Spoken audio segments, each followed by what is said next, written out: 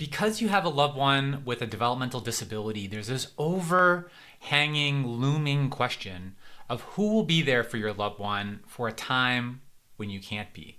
And I've worked with hundreds of families who have a loved one with a developmental disability, and I know that you are your loved one's safety net, right? You're there for them. You have their back, but who's going to be there for them when you can't be, right? This is a fear that keeps many of us, many family members up at night. And many families are struggling to answer this question. So in this video, together, we're gonna think through what the best answer is for your loved one. So let me tell you a story. If you're a family like my family, right? My family assumed, me, my mom, my dad, assumed that paid people would be there for my sister. Like when I say paid people, paid support workers, right? And the good thing is that they're often around my sister's age and they get along with my sister well and provide some social interaction. All great, right? Well, not so much. There's one big problem.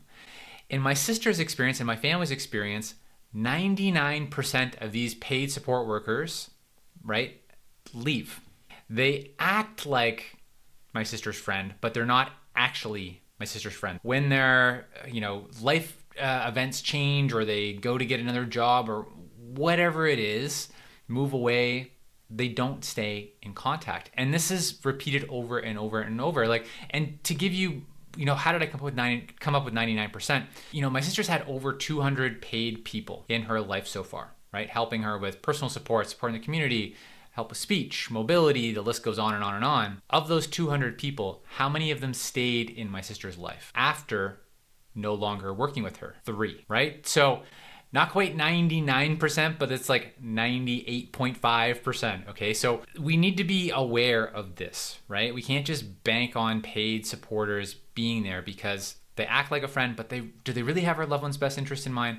Are they really gonna be there? Most likely not. So we know that, based on this, paid supporters are not the answer for who's going to be there for our loved one, who's gonna have our loved one's best interest in mind. And this story is played out over and over and over again with the families that I've worked with. Maybe you've experienced this with paid supporters acting like a friend and then leaving as well and never hearing from them again. Also, the answer is not other neurodivergent folks, right? Neurodivergent folks are great for, having friendships, right? That's fantastic.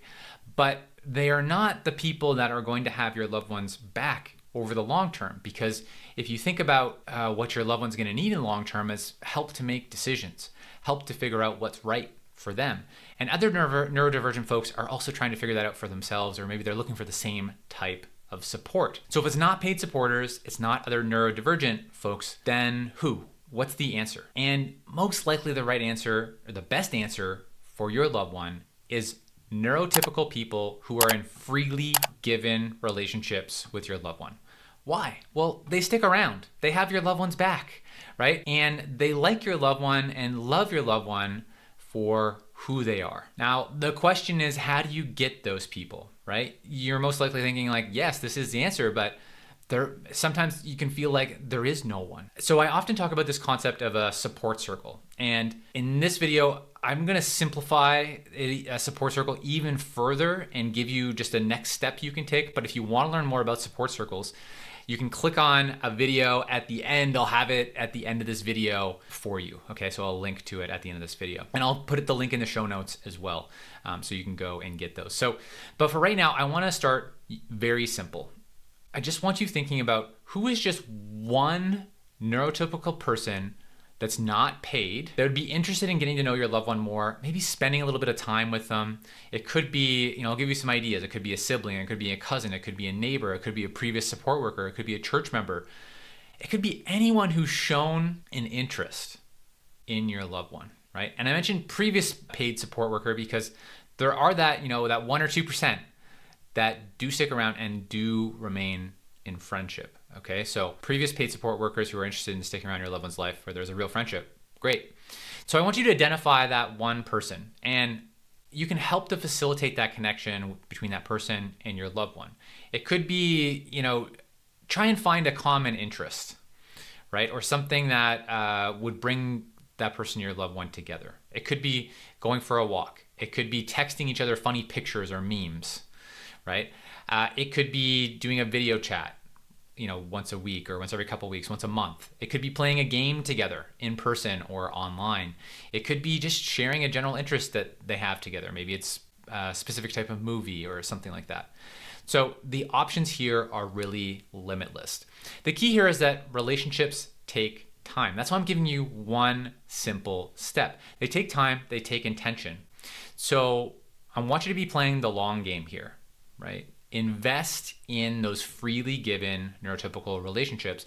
And over time, your loved one's going to have more people in their life that care about them and who have their back, right? Especially for a time when you can't be there. And even if that's 20, 30, 40 years down the road, it's wise to be investing in this now, right? Because it benefits your loved one now in terms of their mental health, their happiness, their feeling connected to other people. But there's this huge long-term benefit that you're thinking about as well. So I know that you are your loved one's safety net, right? Now, I mentioned support circles. So if you're interested in learning more about support circles, you can click the video right over here and I'll help you think about what a support circle could look like for your loved one, help you to get started. And if this video is helpful for you, go ahead and like this video. And if you haven't yet, subscribe to the channel to get more videos just like this one as soon as they are released. So I'm Eric Goll. Together, let's take a small step forward.